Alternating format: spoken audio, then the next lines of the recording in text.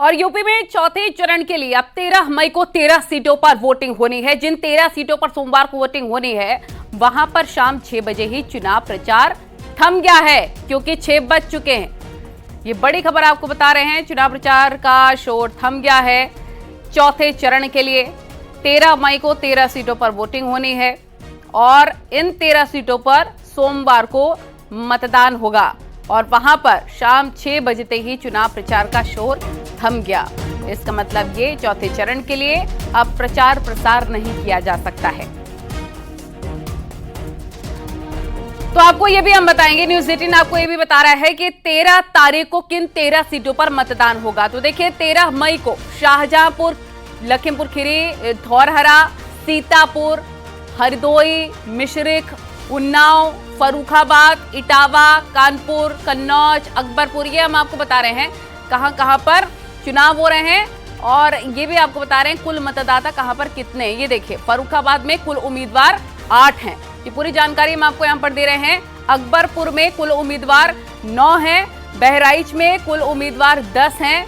इसके साथ ही आपको बता दें कि धौरहरा में 12 उम्मीदवार हैं इस बार चुनावी मैदान में। हरदोई की बात करें 12 उम्मीदवार, यहां पर भी मिश्रिख में भी 9 उम्मीदवार हैं। इसके साथ ही बाकी सीटों की बात करें, क्योंकि 13 सीटों पर वोटिंग होनी है। उत्तर प्रदेश, मध्य प्रदेश, बिहार, झारखंड, पश्चिम बंगाल में भी वोटिंग होनी है चौथे चरण में। यूपी की 13 सीटों पर 130 प्रत्याशी इस बार चुनावी मैदान में हैं। साथ ही इन सीटों पर 13 मई को सुबह 7 बजे से वोटिंग स्टार्ट हो जाएगी। 2019 में इन सभी 13 सीटों पर बीजेपी ने कमल खिलाया था। इस बार क्या फिर से कमल खिलाने की तैयारी है या फिर विपक्ष भी क्योंकि दावे कर रहा है। चौथे चरण की अगर बात करें, चौथे चरण में जिन 13 सीटों पर इलेक्शन है उन पर 130 प्रत्याशी चुनावी मैदान में है। जैसा हमने आपको बताया 53 करोड़पति प्रत्याशी हैं इसमें। कुल वोटर हैं 2.46 करोड़, यानी कि 2 करोड़ 40 लाख, जिसमें 1 करोड़ 31 लाख पुरुष वोटर्स हैं और 1 करोड़ 15 लाख महिला वोटर्स हैं। तो ये पूरी जानकारी हम आपको यहाँ पर दे रहे हैं। 13 मई को यूपी की 13 सीटों पर मतदान होगा और आपको अब दिखाते हैं 13 सीटों की 13 तस्वीरें। ये देखिए कि करके फर्रुखाबाद, कन्नौज, कानपुर, खीरी, उन्नाव, अकबरपुर, बहराइच, धौरहरा, हरदोई, मिश्रिख, शाहजहांपुर, सीतापुर में मतदान होगा। इसको लेकर प्रचार प्रसार का शोर अब थम चुका है, क्योंकि 6 बज गए हैं। माहौल टाइट है, चौथे चरण की फाइट है। 13 मई को 13 सीटें, इस बार किसकी जीत होगी? पिछले चुनावों में तो यहां पर कमल खिला था इन 13 सीटों पर।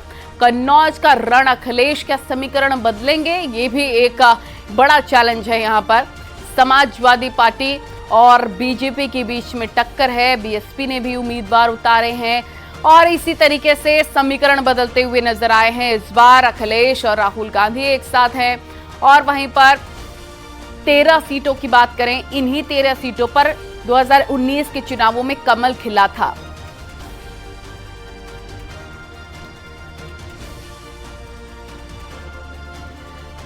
तो आपको बता दें कि चौथे चरण की वोटिंग के लिए 13 सीट पर शाम के 6 बजते ही चुनाव प्रचार का शोर थम गया।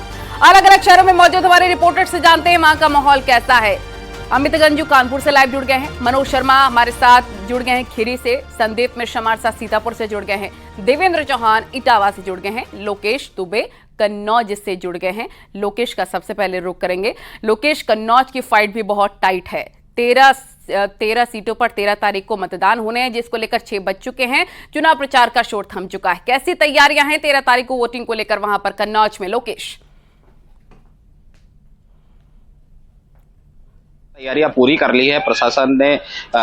आज जो है शाम 6 बजे प्रचार थम गया है और साथ ही कन्नौज में चाहे सपा हो या भाजपा हो, इनके बाहरी लोग थे उनको भी बोल दिया है। सब लोग प्रचार बंद करके अब लोग वापस चले जाएंगे। वहीं प्रशासन की बात की जाए तो प्रशासन ने भी अपनी तैयारियां कस ली है। कन्नौज में 5 विधानसभाएं लगती है और 3 विधानसभाएं जो कि कन्नौज की हैं, सभी के जो पोलिंग पार्टियां हैं वो अपनी अपनी विधानसभाओं से रवाना होंगी। मंडी परिषद को विधानसभा सेंटर बनाया गया है जहां से पोलिंग पार्टियों को रवाना किया जाएगा। कल सुबह से पोलिंग पार्टी को रवाना होगा। फोर्स की बात की जाए तो सभी जितनी विधानसभा जहां पोलिंग पार्टी रवानगी है वहां पे पुलिस फोर्स पहुंच चुकी है।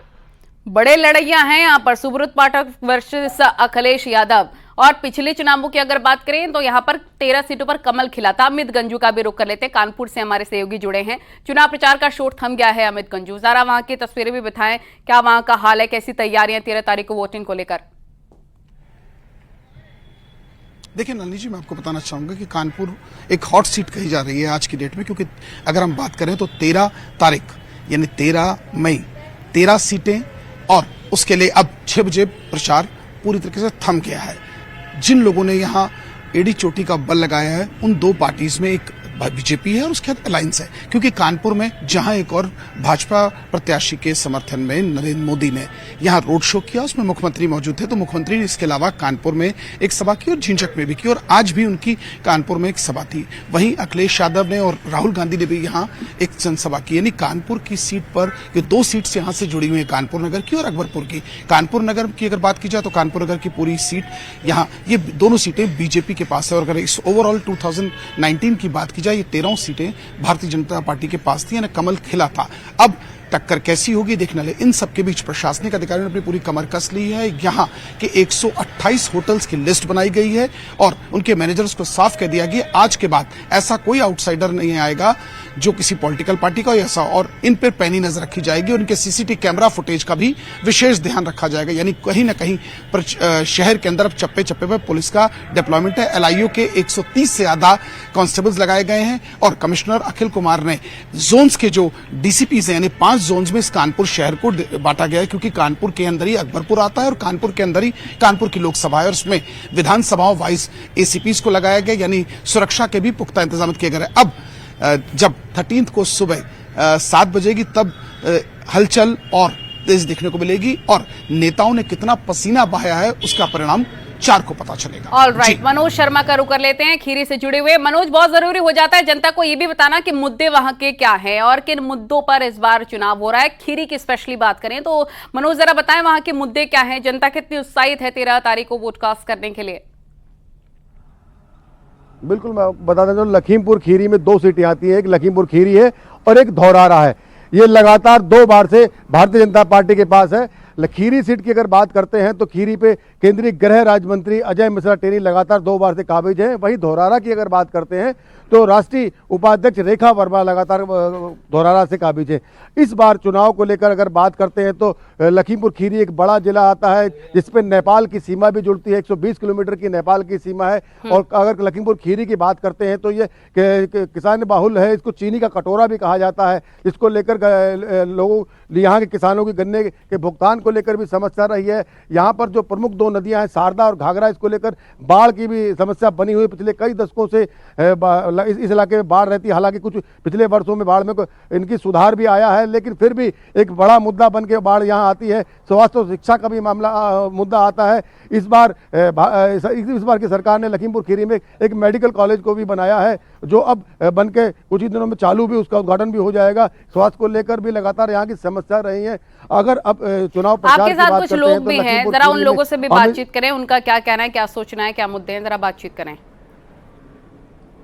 बिल्कुल, लखीमपुर खीरी में जिस तरीके से अब चुनाव है 13 मई को आप लोग मतदान करें, उत्सव में भाग लेंगे, किन मुद्दों को लेकर सोचकर आप मतदान करेंगे?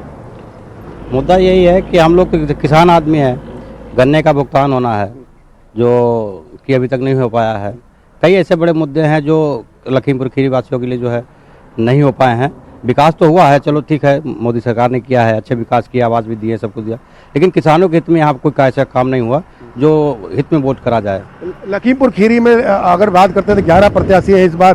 केंद्रीय गृह राज्य मंत्री भी यहाँ से अजय मिश्रा चुनाव लड़ रहे हैं, उनकी समाजवादी पार्टी से टक्कर देखने को मिल रही है। कैसा चुनाव, किस तरीके के चुनाव देखने को मिल रहा है? चुनाव तो टक्कर का है दोनों लोगों का जो है, चाहे टेनी हो, मिश्रा जी हो, चाहे उत्कर्ष वर्मा जी हो, कोई भी हो, ये 2 ही लोगों में चुनाव है। बाकी चुनाव तो नहीं है किसी में, लेकिन टफ है चुनाव। क्या सोच कर चुनाव आप वोट डालने जाएंगे? इसी के लिए सोच के जाएंगे कि सरकार जो बने वो बढ़िया कार्य करना चाहिए। जानवर हैं जैसे आवारा छुट्टा घूम रहे हैं, किसान को बहुत दिक्कत यानी कि फसलों को लेकर किसानों की समस्या है, ये वहां पर काफी जो चुनिंदा मुद्दे हैं वो नजर आ रखे हैं। मैं आपके पास लौटूंगी, जरा रुक कर लेते हैं सीतापुर का भी, वहां से संदीप मिश्रा हमारे सहयोगी जुड़े हैं। संदीप, जरा वहां के मुद्दे बताएं, किन मुद्दों को ध्यान में रखकर इस बार जनता वहां से वोट कास्ट करने वाली है? जी संदीप।